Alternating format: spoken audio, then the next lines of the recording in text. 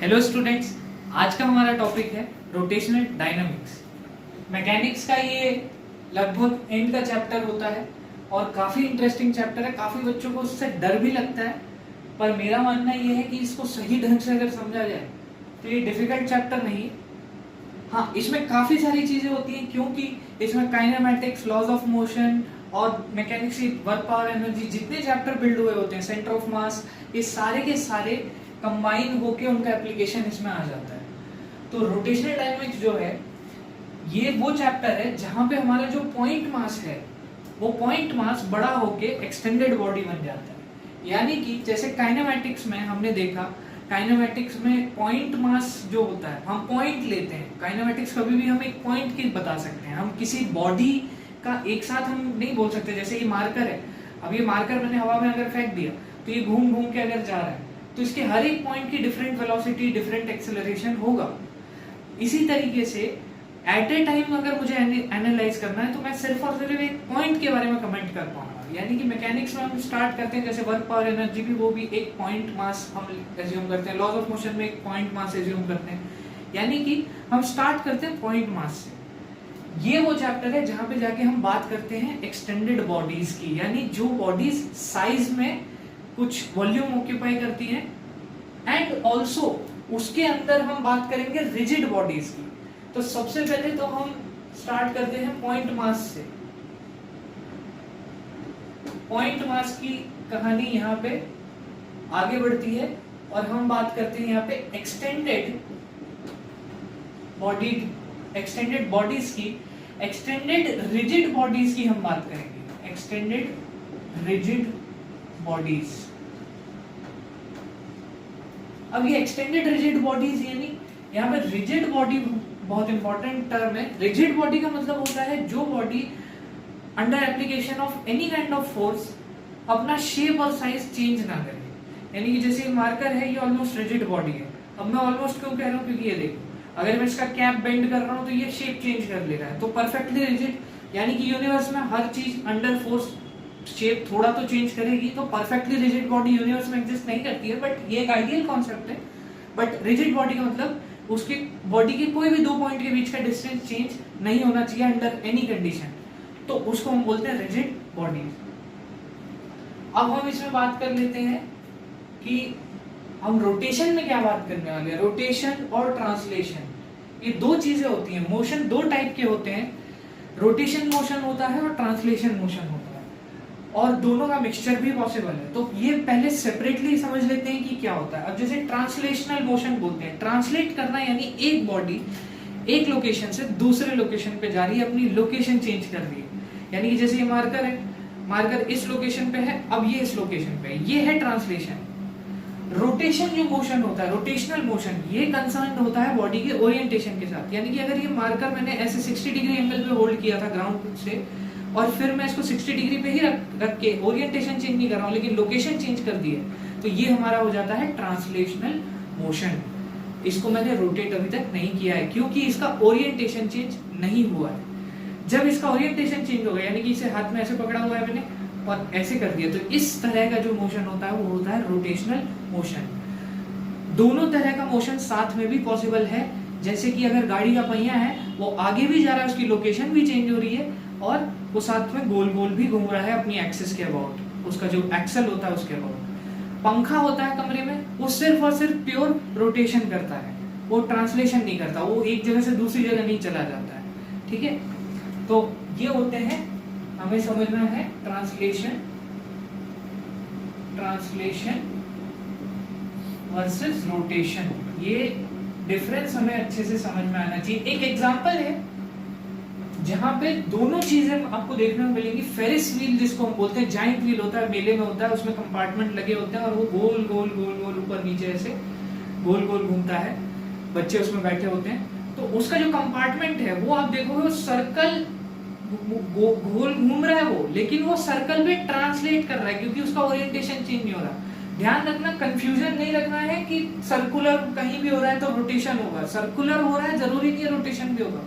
वो कंपार्टमेंट जो है वो सर्कल में ट्रांसलेट कर रहा है, वो ट्रांसलेशन मोशन। और जो रोटेशन है वो जो उसको, अगर उसका फ्रेम हम देखें तो उसके जो स्पोक्स लगे हुए हैं वो रोटेट कर रहे हैं। वो रोटेशन है, क्योंकि उनका ओरिएंटेशन चेंज हो रहा है। तो ये ट्रांसलेशन और रोटेशन हो गया। अब रोटेशन का मतलब क्या होता है? रोटेशन को हम बेसिक अगर इससे डिफाइन करें तो रोटेशन का मतलब होता है ऐसा एक मोशन जहां पे there is a fixed axis of rotation about which all the points of the body perform circular motion. यानी कि एक फिक्स्ड एक्सिस होगी, एक इमेजिनरी लाइन होगी जो आप इमेजिन करोगे और उसमें देखोगे कि बॉडी के सारे पॉइंट्स जो हैं उसके अबाउट सर्कुलर मोशन कर रहे हैं। अब वो सर्कुलर मोशन कैसा होगा? वो सारे के सारे कॉन्सेंट्रिक सर्कल्स होंगे, यानी कि उसी के अबाउट वो सारे सर्कल्स बनेंगे। जैसे पंखे में आप 2 पॉइंट मार्क कर दीजिए अगर कोई, तो सबके सब जो मतलब वो दोनों के दोनों जो सर्कल में घूमेंगे, वो सर्कल का सेंटर आप देखोगे वो एक्सिस पे ही होगा। एक पॉइंट हो सकता है बड़ा सर्कल ट्रेस करेगा, एक पॉइंट छोटा सर्कल ट्रेस करेगा, लेकिन दोनों कॉन्सेंट्रिक सर्कल्स होंगे। तो ये तो बात हो गई रोटेशन की। अब रोटेशन में रोटेशनल काइनेमैटिक्स के बारे में अगर हम बात करें, रोटेशनल काइनेमैटिक्स यानी कि रोटेशनल मोशन की बात हो रही है, रोटेशनल काइनेमैटिक्स। इसमें 3 क्वांटिटीज आती हैं। एंगुलर डिस्प्लेसमेंट जिसको हम थीटा से रिप्रेजेंट करते हैं, एंगुलर वेलोसिटी जिसको हम ओमेगा से रिप्रेजेंट करते हैं, वेक्टर क्वांटिटी होती है ये, अल्फा ये भी एक वेक्टर क्वांटिटी होती है, एंगुलर एक्सेलरेशन बोलते हैं इसको। इनके बीच में रिलेशन क्या होता है? इनके बीच में वही रिलेशन होता है जो आप सर्कुलर मोशन में पढ़ते हो। काइनेमैटिक्स की जो सिंपल यूनिफॉर्म एक्सेलरेटेड मोशन जो होता है, यूनिफॉर्मली एक्सेलरेटेड मोशन, उसकी जो 3 इक्वेशंस होती है, वही 3 इक्वेशन में डिस्प्लेसमेंट की जगह पे एंगुलर डिस्प्लेसमेंट आ जाता है, वेलोसिटी की जगह पे एंगुलर वेलोसिटी आ जाती है, एक्सेलरेशन की जगह पे एंगुलर एक्सेलरेशन अल्फा आ जाता है, और बाकी वैसे की वैसे टाइम वैसा का वैसा ही रहता है। वो 3 इक्वेशन वो इस्तेमाल होती है इसकी काइनेमैटिक्स के लिए। तो यानी कि इसकी काइनेमैटिक्स तो हम पहले ही सर्कुलर मोशन में पढ़ चुके हैं। बस क्या होगा कि अलग अलग जो पॉइंट हैं वो अलग अलग सर्कुलर मोशन परफॉर्म कर रहे हैं, अलग अलग सर्कल ट्रेस कर रहे हैं, बस इतना डिफरेंस है। ठीक है, अब हम यहाँ पे देखेंगे कि भाई जैसे हम काइनेमैटिक्स में पढ़ते हैं कि मोशन हमने पूरा पढ़ लिया, काइनेमैटिक्स में एक्सेलरेशन समझ लिया, सारी चीजें समझ ली, लेकिन लॉज ऑफ मोशन में जाके हम एक्चुअल में समझ पाते हैं कि भाई किसी चीज का अगर कुछ एक्सेलरेशन है तो वो क्यों है, फोर्सेस रिस्पॉन्सिबल है उसके लिए, F = ma। ये जो इक्वेशन है ये हमें लॉज ऑफ मोशन में जाके पता चलती है। उससे पहले तो हम ऐसे ही सिर्फ बात कर रहे होते हैं काइनेमैटिक्स की, मतलब सिर्फ मोशन के बारे में बात कर रहे होते हैं, एक्सेलरेशन के बारे में। वो एक्सेलरेशन आया क्यों, उतना ही क्यों आया, इसके बारे में बात करते हैं लॉज ऑफ मोशन में जाके। इसी में सर्कुलर मोशन में हम एक तरीके से काइनेमैटिक्स इसकी पढ़ चुके हैं, लेकिन रोटेशनल डायनामिक्स में हम समझेंगे ये alpha, what causes alpha, rotational motion what causes alpha, angular acceleration cause कौन कर रहा है, ये हम समझेंगे, इसके बारे में हम बात करेंगे यहाँ पे। और इसी के लिए सबसे अगली जो क्वांटिटी आती है वो आती है मोमेंट ऑफ इनर्शिया। पहले इसको इरेज करते हैं। हाँ, तो अब बात करते हैं मोमेंट ऑफ इनर्शिया की। मोमेंट ऑफ इनर्शिया, जैसे हम लॉज ऑफ मोशन में बात करते हैं सिंपली इनर्शिया की, तो लॉ ऑफ इनर्शिया क्या कहता है? लॉ ऑफ इनर्शिया कहता है कि कोई बॉडी जो है वो अपने स्टेट ऑफ मोशन में कोई चेंज रेसिस्ट करती है, उसी तरीके से कोई बॉडी जो है वो अपने रोटेशनल मोशन में कोई चेंज रेसिस्ट करती है।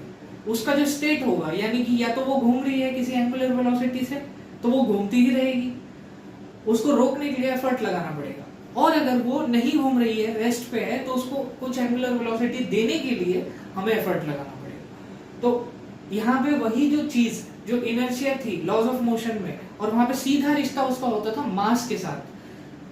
जो मास है it is also called measure of inertia. तो ये जो है लॉ मोमेंट ऑफ इनर्शिया जो है ये एक तरीके से है रोटेशनल इनर्शिया, मतलब ये एक डिफरेंट फिजिकल क्वांटिटी है, यहाँ पे मास से सीधा सीधा डिपेंड नहीं करेगा। अभी हम इसको देखेंगे, ये है रोटेशनल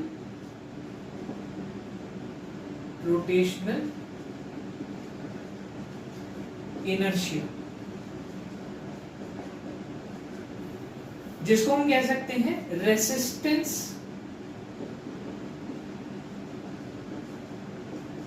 टू रोटेशनल मोशन, ठीक है, रेसिस्टेंस टू रोटेशनल मोशन, ये कह सकते हैं।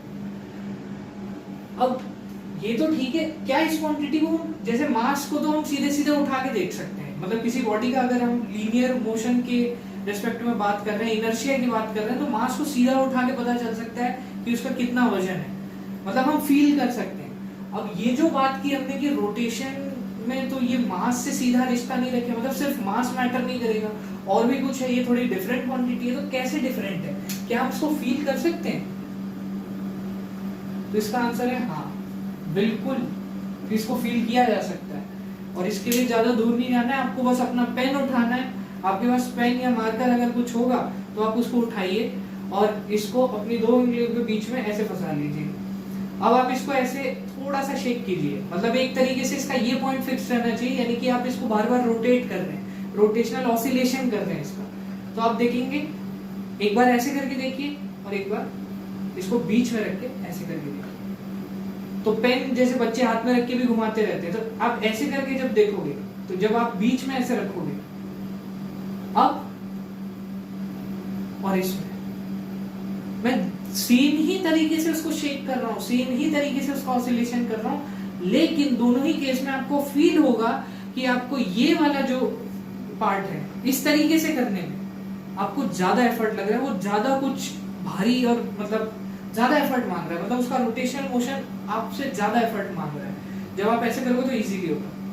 तो ये जो चीज है, यानी कि आप इसमें ये देख रहे हो, मार्कर चेंज नहीं हुआ है, मार्कर का मास वही है, शेप वही है, सब कुछ सेम है, लेकिन आपने उसका axis of rotation mid point से शिफ्ट करके यहाँ पे ले आए।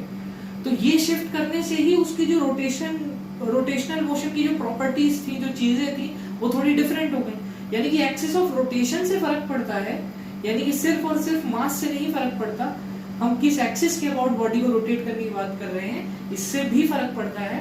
और इसीलिए ये जो क्वांटिटी है मोमेंट ऑफ इनर्शिया, इसको आई से रिप्रेजेंट करते हैं, कैपिटल आई से इसको रिप्रेजेंट करते हैं। ये जो क्वांटिटी है, ये इसीलिए इसकी डेफिनेशन जो है, अगर हम डेफिनेशन की बात करें तो ये इस तरीके से डिफाइन की है।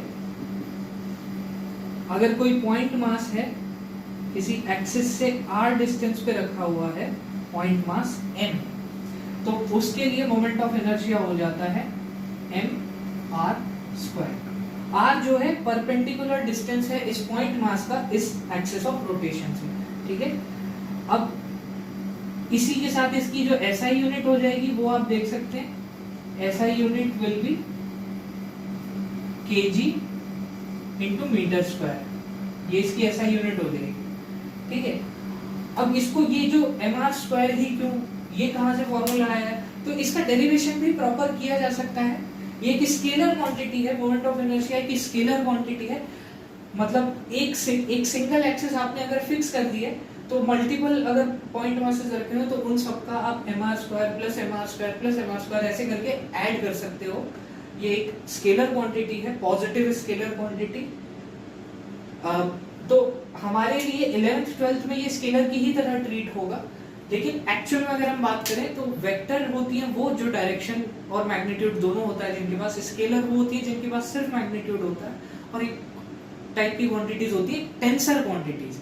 टेंसर क्वांटिटीज वो होती है जो एक ही पॉइंट पे किस डायरेक्शन में आप बात कर रहे हो उस पर डिपेंड कर जाता है कि उसकी क्या वैल्यू होगी। एक ही पॉइंट पे वो अलग अलग वैल्यूज रखेंगे अलग अलग डायरेक्शन में, इस टाइप की कुछ क्वांटिटीज होती है और उनको टेंसर बोला जाता है।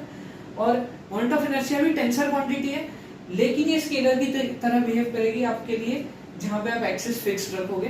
तो कहीं अगर आप एमसीक्यू में देख लेते हैं तो वहां पे अगर टेंसर दिया है ऑप्शन में तो टेंसर मार्क कीजिए, लेकिन अगर टेंसर नहीं दिया है तो ये आपके लिए स्केलर क्वांटिटी है, मोमेंट ऑफ इनर्शिया ऐसा unit kg into metre square है इसका, ठीक है।